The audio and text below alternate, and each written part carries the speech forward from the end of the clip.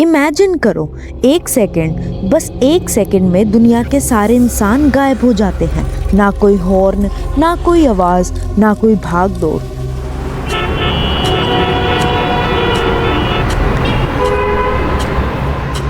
सिर्फ एक अजीब सी खामोशी, ऐसी खामोशी जो कभी इस प्लेनेट ने महसूस ही नहीं की। आज हम देखेंगे कि इंसानों के बिना धरती का क्या होता है।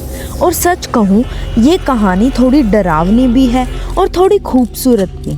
कुछ ही मिनट के अंदर प्लेन्स आसमान में बिना कंट्रोल के रह जाते हैं, गाड़ियाँ सड़कों पर रुक जाती हैं, हर जगह बस कंफ्यूजन ही कंफ्यूजन। और फिर सब कुछ रुक जाता है।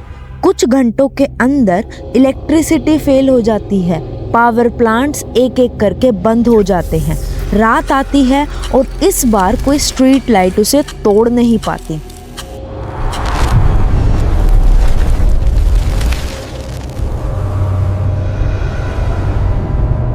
पहली बार शहरों में असली अंधेरा उतरता है। आसमान में इतने तारे दिखते हैं जितने शायद इंसानों ने कभी देखे ही नहीं। कुछ दिनों बाद नेचर धीरे धीरे अपनी जगह वापस लेने लगता है। हवा सीड्स को ले जाती हैं, बर्ड्स उन्हें फैलाते हैं, बारिश उन्हें जमीन में बसा देती हैं और फिर जमीन के नीचे छुपी हुई लाइफ फिर से जाग उठती है। रोड जो कभी इतने मजबूत लगते थे, उनमें दरारें पड़ने लगती हैं। उन दरारों से छोटी सी घास निकलती है और वही छोटी घास इंसानी ताकत को चैलेंज करती है। बिल्डिंग्स जो कभी इंसानों की शान थी, बिना मेंटेनेंस के धीरे धीरे टूटने लगती हैं। शीशे टूट जाते हैं, दीवारें गिरने लगती हैं और शहर अब शहर नहीं रहते। पानी अपना रास्ता खुद बनाता है, पाइपलाइन फट जाती है, मेट्रो टनल्स पानी से भर जाते हैं। अंडरग्राउंड दुनिया एक साइलेंट समुंदर बन जाती है। फिर 10 साल बाद जो जगह कभी क्राउडेड थी, भीड़ भाड़ थी, वहाँ अब जंगल उग चुका होता है। बिल्डिंग्स पे बेल चढ़ चुकी होती है, रोड घास के नीचे गायब हो चुके होते हैं और जानवर जो कभी दूर भगा दिए गए थे वो वापस आ चुके होते हैं। शेर शहरों में घूमते हैं, हाथी हाईवे पर चलते हैं।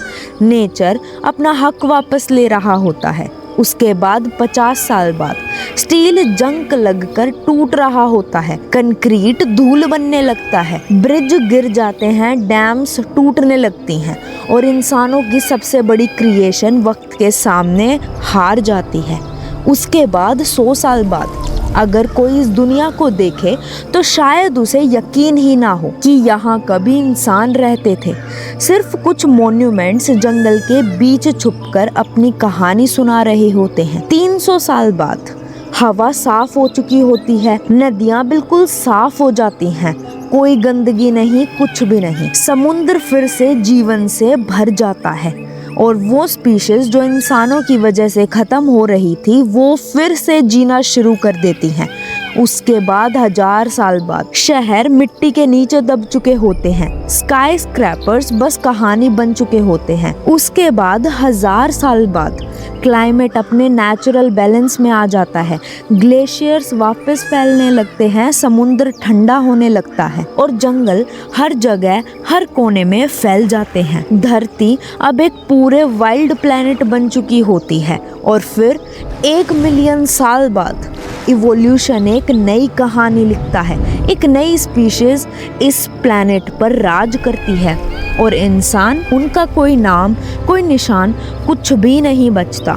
ना कोई बिल्डिंग, ना कोई रोड, ना कोई हिस्ट्री, जैसे हम कभी थे ही नहीं।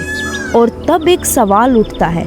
सवाल ये नहीं है कि अर्थ सरवाइव करेगी या नहीं, क्योंकि अर्थ हमेशा सरवाइव करती है।